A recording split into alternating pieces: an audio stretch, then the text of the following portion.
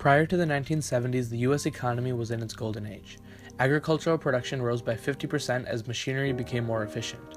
There was also a shift from the urban areas to the suburbs. Neighborhoods and communities like Levittown became the norm. Consumer goods like TVs and appliances were created, which led to the idea that freedom was in the ability to purchase consumer goods.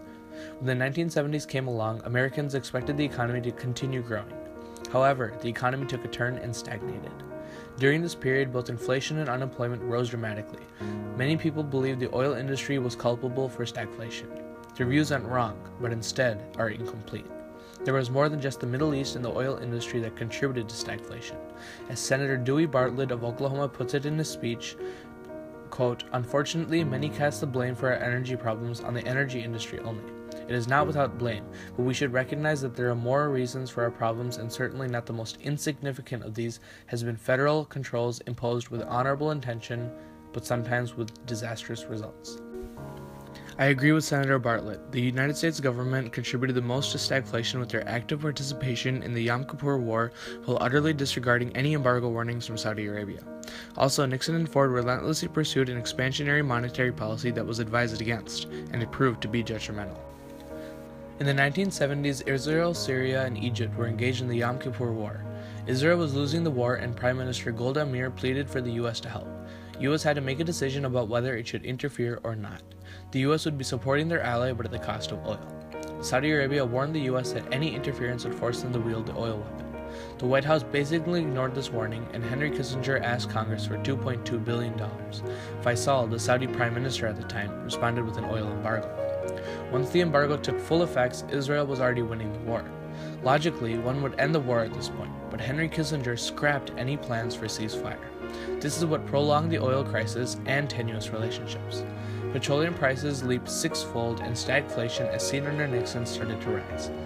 In this situation, the government can easily be pointed out for causing stagflation. They interfered in a war despite receiving warning from the Saudi government, and they deliberately scrapped a ceasefire plan. Another cause for stagflation was severing the link between the dollar and gold. During the early part of the Nixon administration, the U.S. dollar was exchangeable with gold. Many foreign investors and nations could trade the dollar for gold and vice versa. Nixon wanted to make the dollar a fiat currency instead of one that relied on gold. He decided to remove the U.S. off the gold standard even without the support from the Federal Open Market Committee, FOMC for short.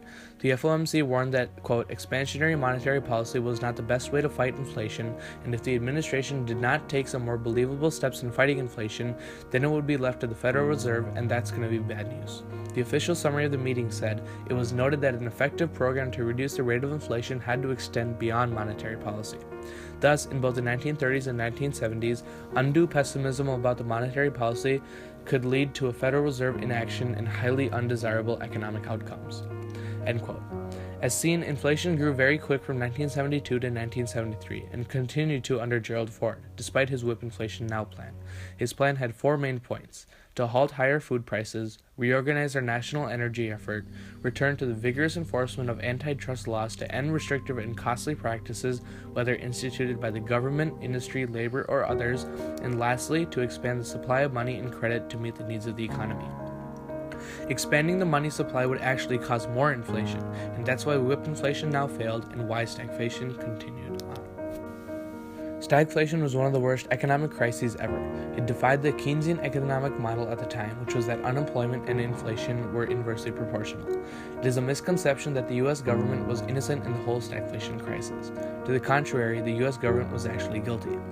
They deliberately took steps in the wrong direction because of personal taste and preference. With the Yom Kippur War, the U.S. didn't back out even when they had an opportunity to do so. Also, the presidents never heeded the advice of their advisors, which led to economic policies that worsened inflation.